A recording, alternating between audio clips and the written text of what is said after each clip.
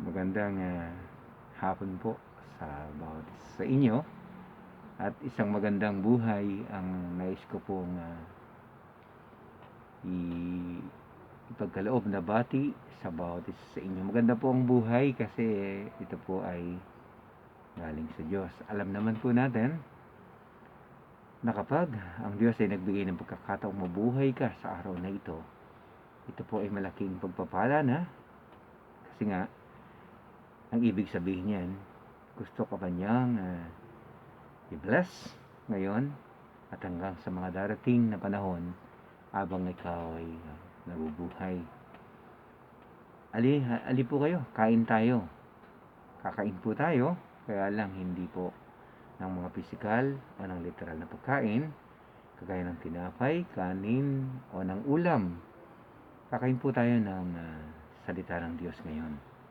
Bilang pagtupad po sa utos ng Diyos, di ba ang sabi ng Panginoon sa Matthew 4:4 na hindi lang po sa tinapay nabubuhay ang tao, focus sa mga salita rin namang namumutawi sa bibig ng Diyos. Ang ibig sabihin, ito po yung Word of God o sa Tagalog, salita po ng Diyos. Ito po yung ating pagsasalu-saluhan ngayon. Alam po ba ninyo, ng isa sa pinakamahalagang mensahe ng Diyos sa kanyang mga salita ay ang mensaheng mahal niya tayo. Alam po ba ninyo, maging sino ka man o kahit saang lupalop ng mundo ka nakatira, kahit isa ka sa pinakamalayong tao sa buong mundo, alam mo ba na kayang kang abutin ng Diyos upang ipadaman niya ang kanyang pagmamahal? Lalo na po ngayong panahong ito na kung saan nakakatakot ang mga nangyayari bunga ng pandemic na nagaganap ngayon sa mundo, itong virus na hindi natin nakikita. Kaya nga po ako kahit nasa kwarto ay naka face mask bilang modelo na rin na kailangan lagi nating isuot ito at huwag kalilimutan. Bumalik po tayo dun sa mensaheng mahal po tayo ng Diyos. Mahal ka ng Diyos, kapatid. Kahit sino ka pa. God loves you. At alam mo ba, hindi lang ito nagpasimula. Although, sinabi ng Bible na ito'y pinatunayan ng Diyos noong ipagkaloob niya ang kaisa-isa niyang anak sa atin upang tubusin tayo dun sa krus. Upang hindi tayo, at sa pagtubos na yon, hindi tayo tuluyang mapapahamak. Pagkus magkakaroon tayo ng buhay na walang hanggan. Nakasulat po yan o nakatala sa John 3:16. Isa sa mga pangunahing talata na nagpapatunay na mahal tayo ng Diyos. Ganito pong sinasabi sa Ingles. So, for God so loved the world meaning buong mundo. Anumang klasik tao, sino ka man, kahit nasan ka man, mahal ka ng Diyos. For God so loved the world that He gave His only Son, that was Jesus Christ, for whosoever believeth in Him should not perish but have everlasting life. Ano ang sabi sa Tagalog? Gayon na lamang ang pag-ibig ng Diyos sa salibutan. Ibinigay niya ang kanyang bugtong na anak na ang sino mang sumampalataya kay Jesus sa bugtong niyang anak ay hindi mapapahamak, bagkus magkakaroon siya ng buhay na walang hanggan. At alam po ba ninyo, hindi dito nagpasimula, hindi lamang dito nagpasimula ang pagmamahal o pag-ibig ng Diyos. Nagpasimula pa po ito sa creation history. Hindi lingid sa bawat isa ng tunay na Diyos ang lumalang ng langit at lupa at karagatan at lahat ng nasa loob ng mga ito. Siya ang Diyos na lumalang ng lahat ng tao sa 7 kontinente ng mundo. Alam po ba ninyo, sa creation history pa lang, pinatutunayan na po ng Bible mismo ang pagmamahal ng Diyos. Katunayan sa pagkalikha. Alam po ninyo, patunay, lahat ng mga bagay ay nilikha ng Diyos sa pamamagitan ng wika lang. Langit lahat ng nasa loob nito, lahat ng buntala na nasa loob ng kalangitan, lupa, at lahat ng nasa loob ng kalupaan, kagaya halimbawa ng mga hayop, puno, anumang klaseng puno, namumunga, nagbibigay ng binhi, o nagbibigay ng mga prutas, nagbibigay ng mga gamot, anumang klaseng hayop, insekto, lahat ng uri ng mga tao na nasa kalupaan, alam po ninyo, ang Diyos ang siyang lumikha sa mga yan. At hindi lamang po doon, lahat ng nasa karagatan, dahil nga po ang Diyos ang lumalang ng dagat, lahat ng iba't ibang klase ng isda, mula sa pinakamalaki hanggang sa pinakamaliit, lahat ay nilikha po ng Diyos. At alam po ninyo sa kanyang, ang lahat ng mga yan ay nilikha po ng Diyos sa pamamagitan ng salita lang. Ang sabi niya sa Bible, magkaroon, and then nagkakaroon. Kapag sinabi niya na magkaroon ng araw, nagkakaroon po. Dahil hindi naman natin pwedeng pagdudahan ang kapangyarihan ng Diyos. Siya po ay Diyos na makapangyarihan. Ang sabi niya, magkaroon ng buwan, at nagkakaroon nga. At lahat ng nasa lahat ng buntala sa kalangitan, at nagkaroon po. At sabi niya, magkaroon ng puno, magkaroon ng mga isda, magkaroon ng mga hayop, magkaroon ng ilog, magkaroon ng mga dagat. At alam po ninyo, nagkaroon po sa pamamagitan ng wika lamang ng Panginoon. At ganito po tayo kamahal ng Diyos. Hindi niya sinabi na magkaroon ng tao. Pagkus, alam po ninyo, ang sabi niya ngayon, nung likhain na niya ang lahat ng bagay. Tingnan po ninyo, nilikha muna niya ang lahat ng bagay. Ibig sabihin, nilikha muna niya ang pangangailangan ng tao bago niya nilikha ang tao. Kaya doon pa lamang po nagpapakita na minahal tayo, na mahal na tayo ng Diyos. At alam po ninyo, hindi niya sinabing magkaroon ng tao. Pagkus, ang sinabi niya, ngayon lalangin natin ang tao. At alam po ninyo, hindi ordinaryong pagkalikha ang nais ng Diyos. At ang ninais pa ng Diyos, malikha tayo sa pamamagitan ng kanyang wangis.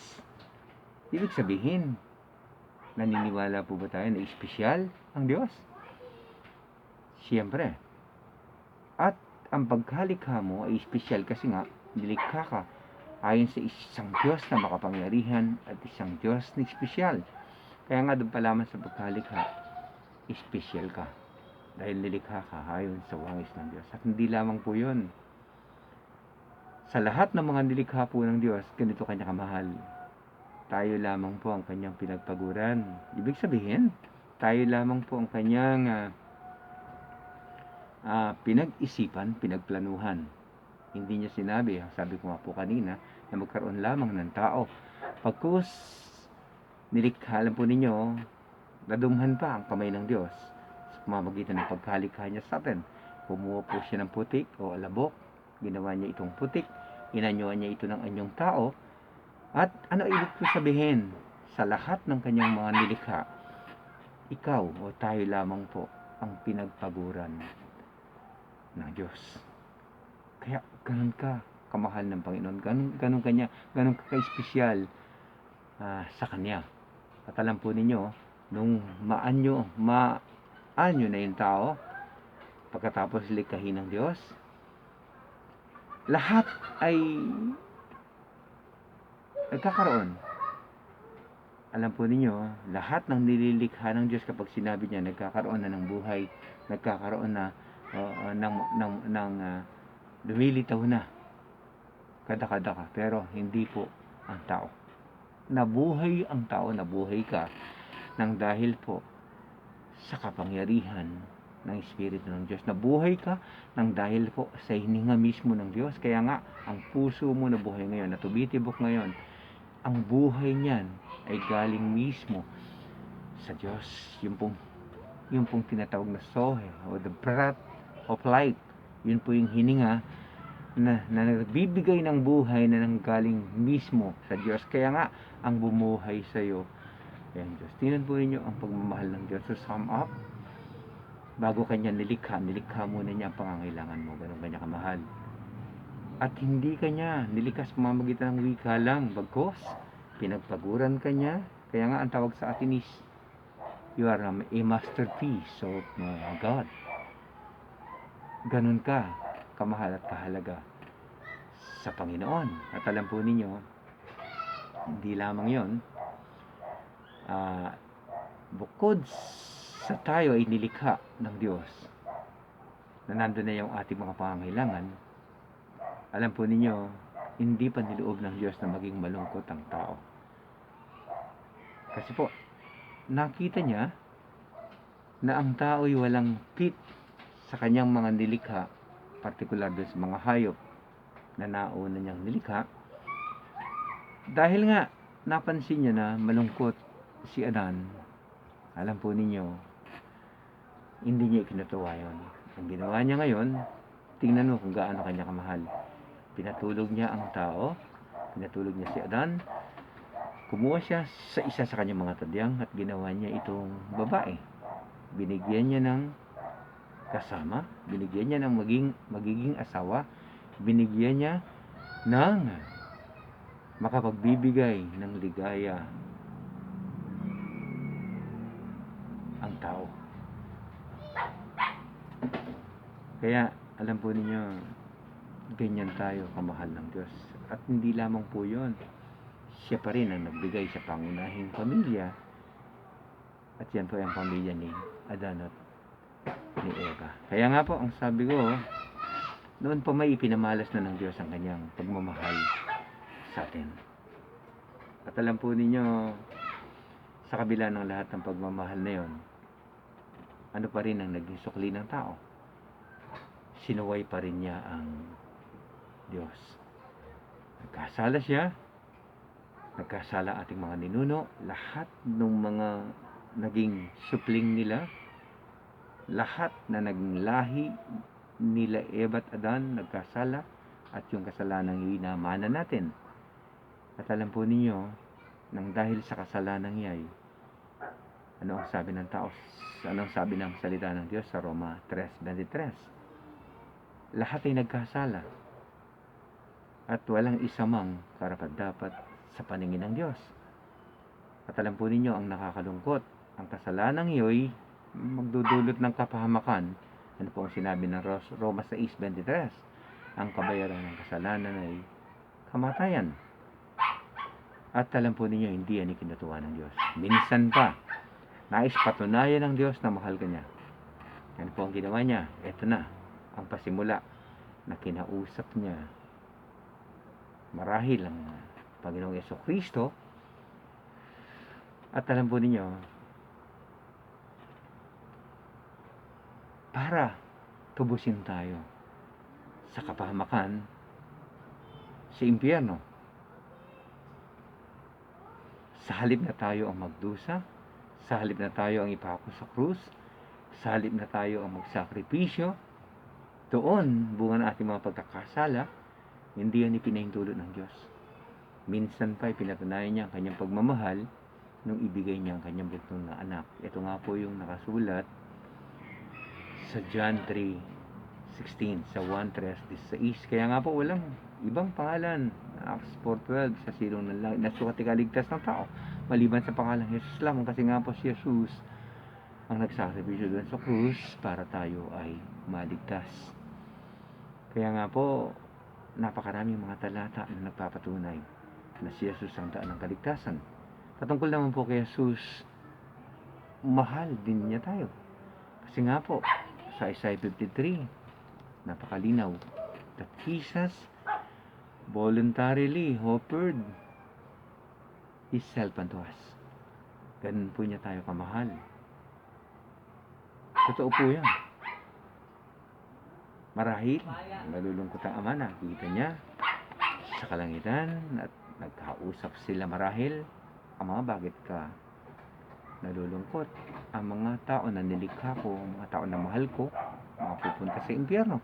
Ang mga tao na nilikha ko ayon sa ating wangis ay mapapahamak.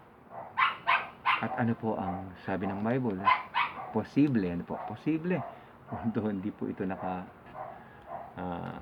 sulat word for word, posibleng sinabi ng Panginoon, huwag kang mag-alala, Ama, dahil mahal ko sila, i-offer ko ang sarili ko doon sa krus para tubusin sila at hindi sila mapahamak. Kaya nga po, mahal. Kung mahal tayo ng Ama, mahal na mahal din tayo ng ating Panginoong Jesucristo. Kasi nga po, sa Isaiah 53, nakasulat po doon, na kusa niyang ibinigay ang kanyang sarili para sa atin. Kaya nga po, nais kong palawakin natin at ang John 3:16, ayun, John 1:3-16, ano po. So pwede natin itong banghayin sa 4 upang lalo nating malimi at maunawaan ang pagmamahal, kung gaano ito kalalim. Yan ay ang pagmamahal ng Diyos sa atin. For God so loved the world. So dito ay mauunawaan nating mahal ng Diyos ang lahat ng tao. Kasi for God so loved the world, ibig sabihin, hindi lang iilang sektor. Hindi lang mayayaman, hindi lang mahihirap, hindi lang magaganda, hindi lang mapuputi ang mahal niya, hindi lang maiitim, lahat, buong mundo, ang lahat ng tao sa 7 kontinente ng mundo, mahal ng Diyos. For God so loved the world that He gave His only Son. So una, pwede nating banghaing, this is the greatest love of God. For God so loved the world. That was His greatest love to us sa buong katauhan. That He gave His only Son. Masasabi natin ito, mababanghay natin sa pangalawa, that this is God's greatest gift to us. Pangalawang dakilang regalo, kasi po walang makatutumbas, walang makakapantay sa regalong yan, kasi nga po, ang regalong yan ay si Jesus, na mahal na mahal na mahal ng Diyos. Alam po ninyo, hindi mahirap, hindi madali sa Diyos.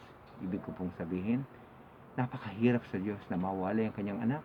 Kasi nga po, 33.5 years, maninirahan si Jesus dito sa atin, dito sa lupa, nanirahan siya, at alam yun ng Diyos Ama. Alam niya, maging yung kasasapitan niya, na siya ay mamumuhay sa isang mahirap na pamilya, at yung alam niya, maging yung dadanasin ng Panginoon na pag-alipusta, mga persecution, maging yung lalo na yung mararanasan niya sa krus, alam niya ng Ama. Pero ang lahat ng hirap na yan ay tiniis ng Ama, kasi nga mahal ka niya. At alam din niya ng Panginoong Hesus, pero hindi naging hadlang yon para i-offer niya ang sarili niya para sa iyo. Kaya nga, this is the greatest love. For God so loved the world, and this is the greatest gift, that He gave His only Son, for whosoever believeth in Him. Ito naman yung ating greatest response. Dapat po mag-response tayo. Ano po yung kailangang response natin? Maniwala, manampalataya, at tanggapin si Jesus. For whosoever believeth in Him. Yun po yung ating greatest response. Should not perish. Alam po ninyo, this is the greatest damnation. This is the greatest doom na pwedeng puntahan ng tao kapag hindi tayo naniwala. Yung perish na binabanggit, should not perish. Alam po ninyo, kapahamakan ito sa impyerno. But have everlasting life. That was the greatest promise, the blessed hope of salvation. Kung magre-response tayo na tanggapin siya, kilalanin siya, panampalatayanan siya, at maging tagapagligtas siya ng ating buhay, si Jesus yun, anong mangyayari? Hindi tayo mapapahamak, bagkus magkakaroon tayo ng buhay nawala hanggang matatanggap po natin yung greatest gift, that was the gift of salvation. Minsan pa po, nawa nasabayan nyo akong kumain, hindi ng physical na pagkain, kundi ng salita po ng Diyos. Nais kong ulitin, mahal ka ng Diyos, mahal ka ni Jesus.